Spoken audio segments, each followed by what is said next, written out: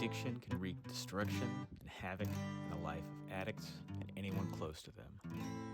Like a wildfire tearing through a dry, withered, drought-stricken forest, my drinking and other compulsive behaviors burned my life down and caused unspeakable pain to the people who loved me.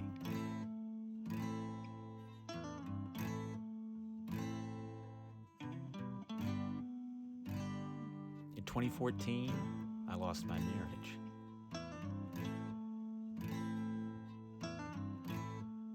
In the divorce, I lost the house and my relationship with my daughters as I knew it.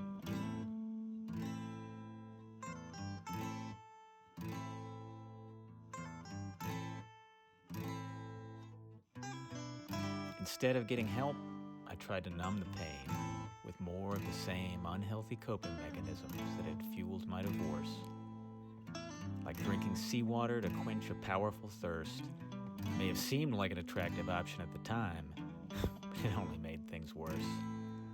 In March 2018, my various addictions, compulsive behaviors, and codependent insanity won me public disgrace and got me fired from my job in Boston, Massachusetts. I had lost both a job and a career, too. But finally, I had grown desperate enough that I reached out for help. The next 4 years saw a lot of changes in my life. Many of the changes were painful and difficult in process, but in result, profoundly positive. Mixed in with the positive progress, there were some painful slaps in the face and knees to the groin, too. Like the opening line of Charles Dickens' A Tale of Two Cities, it was the best of times, it was the worst of times. With no job, no career prospects, and very little money in the spring of 2018, I fled the Boston area for the Raleigh, North Carolina area, where my parents and brother live. Fortunately, they welcomed the prodigal son home with open arms and gave me a safe place to stay free of charge. Without the loving support of family and friends, I may well have ended up homeless, out on the streets. On the bright side of bottoming out, I found recovery. I started going to 12-step meetings. Eventually, I found a sponsor, started working the steps, and started getting sober. This was not a sudden transformation for me, or even a smooth transformation. I experienced improvements very gradually and very unevenly, with plenty of slips, setbacks, and falling on my face a few times. But over a couple of years or so, as I kept going back to the meetings, kept working the steps, and kept working my program, I eventually got better and better. On a related note, I started taking much more interest in improving my mental, emotional, and spiritual health. I began meditating regularly. I started learning and practicing the Wim Hof method, which involves breathing exercise, gradual cold exposure, and commitment exercises like meditation. I explored other areas like resonant breathing, hypnotherapy, and although that process was also sort of herky-jerky, I saw a lot of positive changes and progress there too. At the start of that 4 years, I didn't work. I couldn't find a job. Also, at the time, I was probably a little too psychologically fragile to even handle much work. A single unkind word or even a simple scowl could have probably knocked me down and torn me inside out like a tornado ripping through a mobile home. On this break from work, I went on what I called a friends and family tour. That short driving tour in April 2018 helped me reconnect on a deeper level with my family and old friends. I opened up to them about what had happened and what had really been going on in my life the last few years and couple of decades.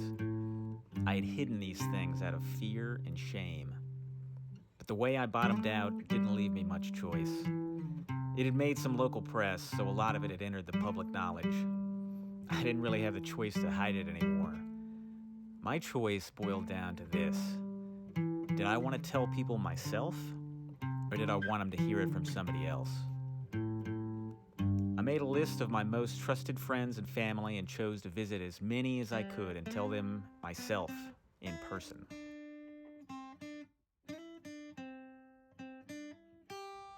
I think I harbored the fear that they would recoil in horror and tell me they never wanted to see or speak to me again. But to their credit, every single one of them gave me the same basic message. We love you. We are so sorry you are hurting. We just want to see you get better. We want you to be healthy and happy. In one of the darkest times in my life, these people all shined the light of grace, of unconditional love. One of my favorite MLK quotes is, "Only in darkness can we see the stars." My friends and family were the shining stars in the night sky of my darkest hours. With those simple acts of friendship and love, they taught me, by demonstration, by action, how to begin to love, forgive, and accept myself. And once I can really love, forgive, and accept myself, then, and maybe only then, can I really begin to love, forgive, and accept other people. And all of our lives become richer for this.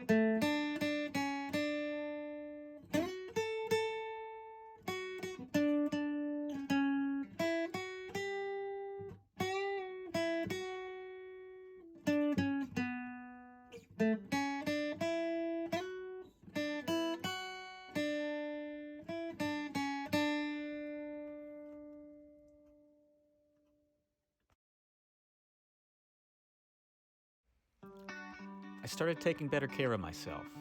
I started going to the gym regularly. I started to take more interest in improving my nutrition. Eventually, I found a good program that helped me break through some plateaus in the gym and with my nutrition. As I took more and more interest in nutrition, I eventually switched over to a vegan nutrition plan. And I found that I really loved these changes. I loved the gym, I loved the new foods I ate, and I loved the positive effects it had on my body and the positive effects that spilled over into my mental, emotional, and spiritual health. As I started taking better care of myself, I started caring more about other people too. I started investing more time and energy in family relationships and friendships that I had previously neglected. I started doing more service work in my 12-step fellowships. Eventually, I became a sponsor in some of my 12-step fellowships and started giving back some of the recovery gifts given to me. One area in my life that saw very little, if any, positive development was the general area encompassing finances, employment, and career. After getting fired, I tried to find work along the lines of my earlier education and experience in engineering, sort of low-level business management, supply chain, and law. No success there, just a long series of stinging rejections. By late 2018, money had run low and my desperation had increased. I filed for bankruptcy. A recovery friend told me about a job doing some low-level attorney work reviewing documents as part of civil lawsuits. Boring, tedious, and menial work on the computer. It paid about 1/7 of what I used to make when I worked as an attorney at a law firm. It was not the type of money that would bring affluence. It was not the type of money that would help me make amends for the financial losses that had harmed some of the people I love. And when my alcohol abuse and other maladaptive behaviors had raged, I had done quite a lot of financial damage to myself and people I loved. No, this job had no hope of repairing all that damage. But it would at least help me eat and pay basic bills. Better than nothing. I took the job. The job did not pay great, but on the bright side, it was usually pretty easy and low stress. That helped me begin to rebuild my shattered confidence. And it helped me survive at a time when I really needed to spend a lot of time and energy figuring out the basics of recovery and health, from spiritual to emotional and mental to physical. I viewed the job as humble, but I hoped it could help provide a bridge between my old life and a new, better life ahead. April 2022 rolled around. I had been in recovery about 4 years. I had been sober, or at least abstinent from a whole slew of unhealthy habits for about 3 or 4 years, depending on the habit. I had made tremendous strides in my mental, emotional, physical, and spiritual health. But one major area of my life still lagged: finances and career. Still just surviving, just scraping by. No visible prospects for growth, making some financial amends, or building up a retirement fund of any significance. Just stalled out, treading water, trying not to drown. I started to believe that the bridge job I had worked had begun to reveal itself as a bridge to nowhere. With the benefit of hindsight, I looked back on the last 4 years living with my family as I would a caterpillar wrapped up in a cocoon, or a wounded baby bird healing a broken wing back in the nest, or a new life forming inside the protective shell of an egg. In these years, I experienced a radical transformation of mind, body, and soul. The caterpillar transforming into a butterfly, the bird getting ready to fly, the new chick getting ready to hatch into the world. That time in the cocoon or nest or egg has incredible value in the process of transformation, but it is only one part of a larger process. Obviously, the point of that process is not to stay inside the cocoon or the nest or the egg. The point is to transform in this safe place and then take that transformation out into the world at large. Eventually, that egg will crack and out I will hatch. As spring of 2022 came, so came the cracks in the egg.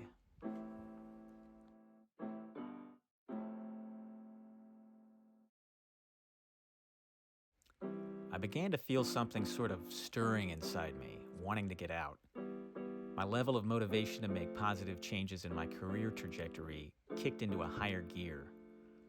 After repeated rejections, I had kept searching for jobs, but sort of in low gear. I had gotten content to work on improving other areas of my life and told myself I would give more energy to that later. But those other areas had improved, and later had started to become now. And I was sick of the work I was doing. COVID hastened that process. I didn't mind easy computer work in the office. I liked a lot of the people I worked with. But after COVID hit, we mostly worked from home. I hated it at first. Eventually, I adjusted to not hate it quite so much. But after a while, my tolerance for it just shriveled up. Cooped up all day, not seeing many people, interactions over the computer through Zoom or Teams or some other dehumanizing software, and I just got more and more tired of treading water. I wanted to make some real progress, and this job wasn't it. I started ramping up my efforts to look for better jobs. COVID had brought some significant changes. Working from home and working remotely had become no big deal. Attorney jobs that involved the partner track were probably beyond my reach due to things like age and reputational damage. But I started seeing more opportunities for non-partner track jobs working remotely. And remote work opened up opportunities in different geographical areas like New York, DC, LA. They didn't pay quite as well as my work before bottoming out, but they paid a lot more than I made reviewing documents. I started applying and got some initial interviews, then some second interviews. I started to believe I might be on the verge of a breakthrough. I had some hope. I had mixed feelings about working as an attorney again. In recovery, I had changed. The things that appealed to me about my earlier careers working as an engineer or a manager or an attorney just did not really appeal to me anymore. Perceived status, high pay in exchange for brutally long hours devoid of self-care, egomaniacal fights over money, corporate greed, all these things had really lost their luster.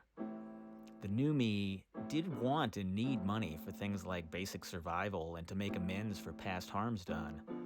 But my desire for fancy things had dried up like an old leaf falling from a tree in autumn.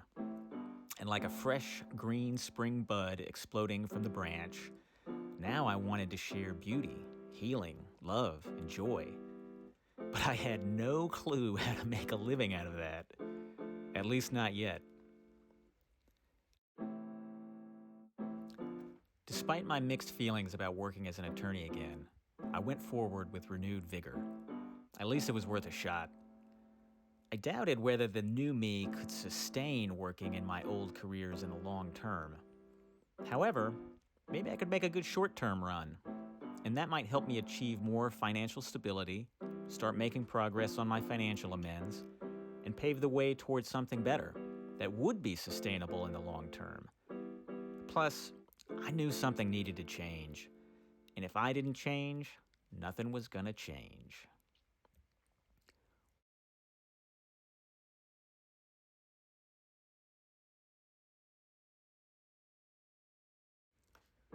Once I decided that the time had come to leave my document review job behind, I just kind of checked out of it mentally. My level of engagement and diligence dropped. Who cares? Not me. I'm about to be out of here. Then came a fateful Friday in April 2022. April 8th. My brother and his family headed to Arizona for my nephew's spring break to see the Grand Canyon and some other sights. He asked me if I could house sit and dog sit their 2 dogs for them while they were away. I gladly agreed. I'd done this before over the last 3 or 4 years. It was a pretty easy favor that I really enjoyed.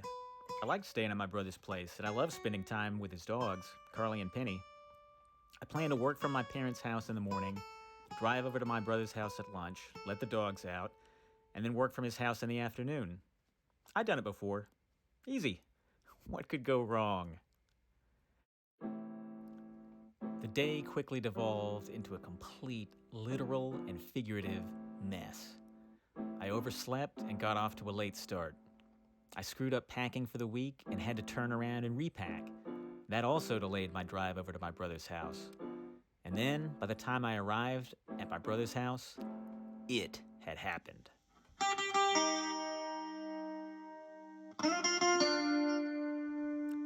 Fair warning. The next part of this narrative is a little gross. You might want to pause here or just skip it if you're squeamish or maybe close to a meal or snack.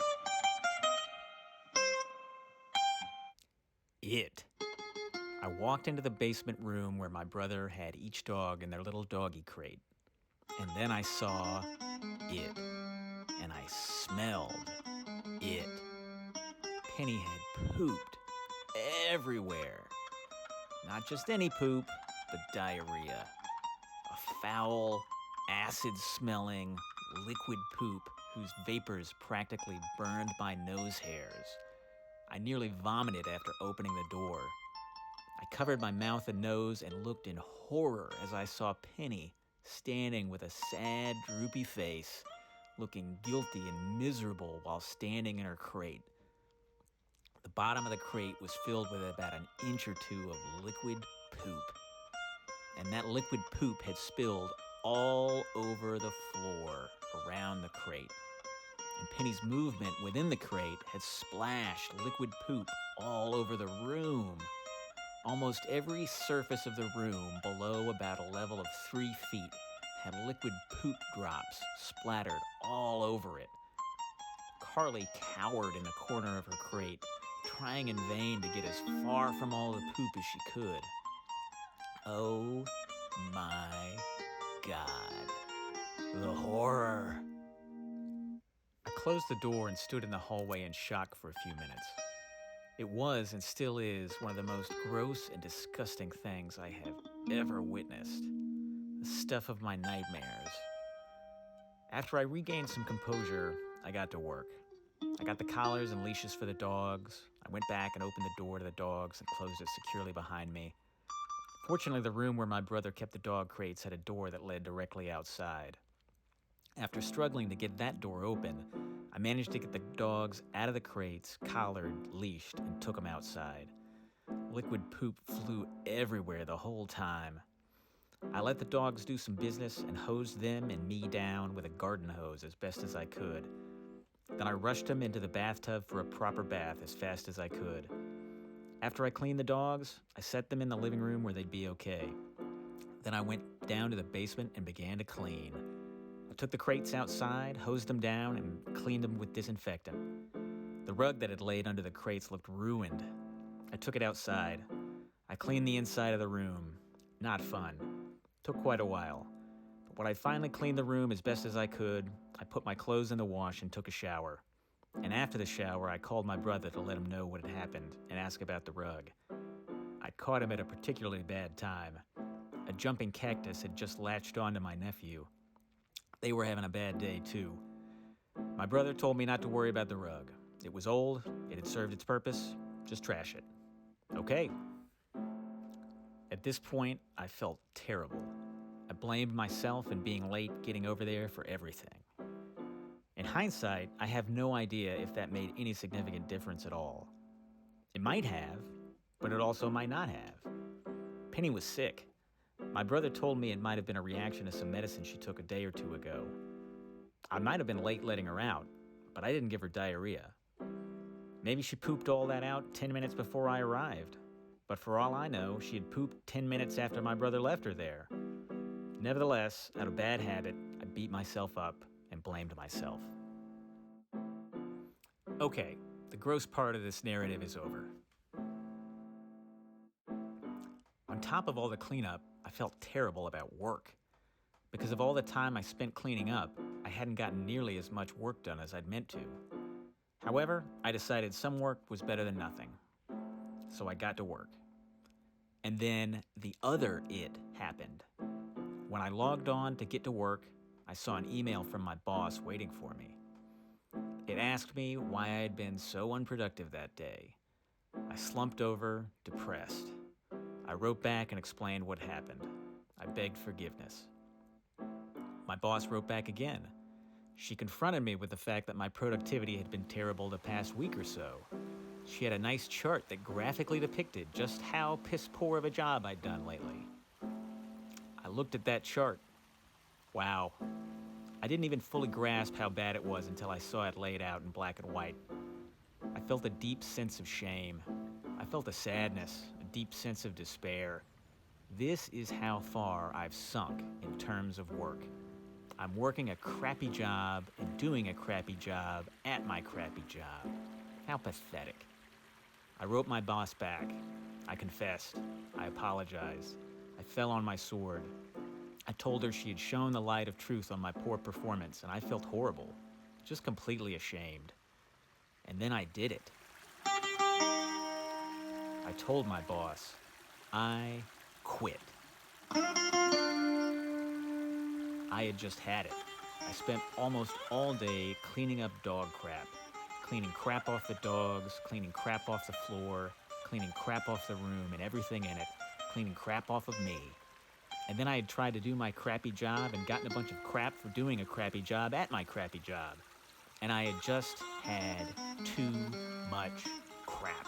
I have cleaned up too much crap. I have taken too much crap. No more. No more crap. I quit.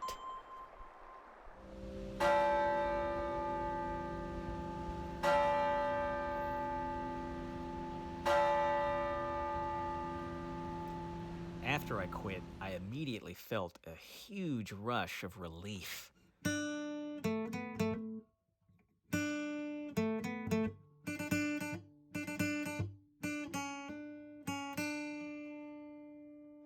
Followed almost just as immediately by waves of panic and despair. I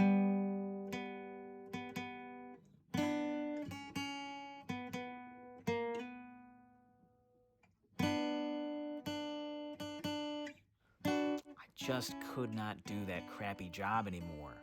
It felt so good in a way to end it. But I had no new job waiting for me. and I was not sitting on a huge pile of money that would let me lollygag my way to a new job. What the hell was I gonna do? I didn't know. Actually, I did at least know one thing to do. I knew not to bottle up my feelings. I knew not to isolate myself. And I knew not to take a drink. I knew a drink or any other of my old unhealthy coping mechanisms were only going to make things worse, not better. And I knew to reach out. I called and texted a bunch of recovery friends. They helped talk me down off the ledge. One of my closest recovery friends saw my text and called me. We talked for hours. I screamed and cried over the phone. I hurt deeply. He just listened with infinite compassion and patience. And after I let all that out, I started to feel at least a little bit better. These were recovery basics. Feel my feelings, express my feelings in a healthy way, usually by sharing them with people I trust, then do my best to let my feelings go. They're just feelings. They come and go like the weather. Feelings are not fatal, and feelings are not facts. I don't have to believe everything I think. This is not the end of the world. As simple as all that may sound, it was not easy for me.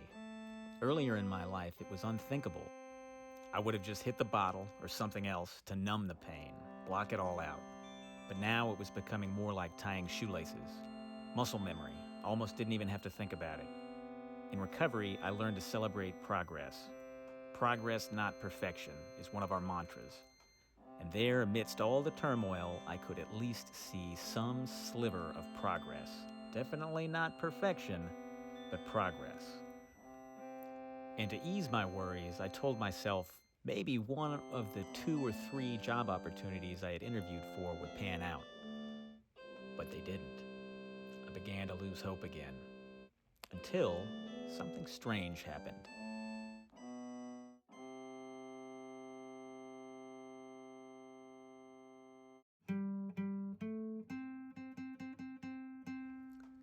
About a week later, on Easter Sunday, April 17th, 2022, I wandered into the downtown of the small town outside of Raleigh where I lived. I wanted to get out of the house and get some fresh air and exercise. Walking often helped me calm down. On my walk, I saw a sculpture that drew my interest. I went to take a picture of it when a man sitting on a bench nearby said hello. He was probably in his late 50s or early 60s. He had a short beard with a lot of gray. He wore a black leather cowboy hat, collared shirt, jeans, and boots. He had a garbage bag with him with some clothes in it. He said his name was Neal. He'd been waiting for someone he knew from church, but they'd stood him up. He was disappointed about that. Affable and jolly, Neal quickly struck up a conversation about music and playing his bass guitar at church. He also loved to sing. He sang a few songs for me. He sang about everyone being lovable, everyone being good enough, and God's love for everyone. That brought a smile to my face, helped cheer me up. He asked me if I played guitar. I said, yeah, some. Out of nowhere, he looked at me and said, "You've been praying for something for a long time. I know. I can see it in your eyes." Then he smiled and said, "It will be soon. I know it will." I had been praying almost every day for years for many things, but the one thing I wanted most, that I prayed for with the most fervor, was just direction. I prayed that God would let me know what I should do and grant me the courage and power to carry it out. In all things, but especially in the area of career and income. I really wanted to do better. I had a lot of financial amends to make, and I held on to hope and miracles. But I really had no idea what to do or how to do it. Is that what Neal referred to? My heart said yes, but my head clouded everything with doubt. Maybe because of the shocked look on my face, Neal offered to pray for me and with me. I nodded my acceptance. He put one hand on my left shoulder and the other on my head. He prayed that God would grant me the help that I needed and that God would simply guide, bless, and protect me along my path. After the prayer, Neal told me he was going to a friend's house the next day to mow some lawns for a little money. After chatting for a bit, I realized he needed a ride. I think he'd hoped to get a ride from the person from his church who stood him up. I offered him a ride with me. He gladly accepted. Grace carried me and Neal to a gas station near his friend's house. Along the way, I let Neal use my phone to make a couple of calls to friends and family. He got the biggest kick out of getting a ride from this crazy, long-haired guy he met while sitting on a downtown bench. He was black, and I was white, but we were both God's children. We both firmly believed that, and he just absolutely rejoiced in it. He especially reveled in the fact that I could see it too, not just him. He put me on the phone with his friends and family to say hi. They may have thought their friend or Uncle Neal was crazy. They may have thought I was crazy too. But that seemed to be the sort of craziness that they knew and loved about Neal. The Tao of Neal. Neal and I had good conversation on the ride. He had lost his mother recently, and he had visited her grave earlier in the day. So we talked about love and loss and grief. But we also talked about music and joy and the miracles of God all around us, in nature and each other. When Grace delivered us to our destination, we both got out of the car to stretch our legs. Neal said, "Well, I've only got $15 to my name right now, but I'll give it all to you for that ride." I laughed. Here I was feeling all sorry for myself, and Neal has no transportation and only $15 to his name, and he's willing to give that up for the ride. "No thank you," I said. "That ride is on me." He smiled with gratitude. "I may get a bite to eat then," he said. "My ulcer is bothering me." He had mentioned problems with stomach ulcers on the car ride. "Let me buy you a ginger ale," I said. "That's on me too." "There's not much real ginger in those, but at least there's a little, and that can help settle your stomach a little bit." He nodded and smiled. Neal's friend arrived soon after that. When it was time to go, Neal and I hugged each other. Neal told me he'd keep praying for me. I told him I'd do the same for him. I still do sometimes. I don't know where Neal is today, but some days on Sundays I think about him. And on those days, I hope he's in church rocking out on that bass and singing with that deep baritone voice of his. And then, very soon after that Easter Sunday drive with Neal, an opportunity sprang up. Money came along. Not enough to make me rich, not enough to retire on, not enough to pay off all my debts and make all the financial amends on my ledger, but enough for something. Enough money to make a little progress on my amends. I did that, and it felt absolutely wonderful. I felt a tremendous sense of gratitude for that. I needed to do a lot more, but even that start was something I'd only dreamed of for 4 years. And it was enough money that I could take a break from work and reinvest some time and money into forging a new path forward. I decided that I'd take a short break, take a trip to celebrate a new start, and then dive into a new life in a new place.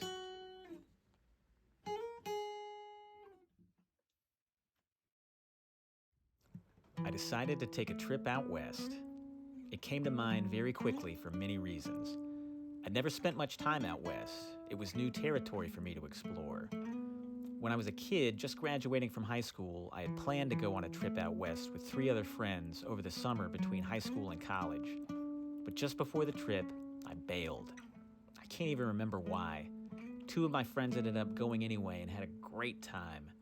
They came back with these wonderful stories of the amazing places they'd been and the things they'd seen together.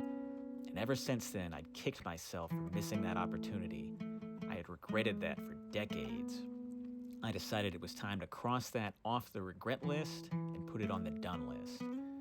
Also, I'd gotten tired of North Carolina. I liked it, but it had become part of the same old routine that wasn't getting me anywhere.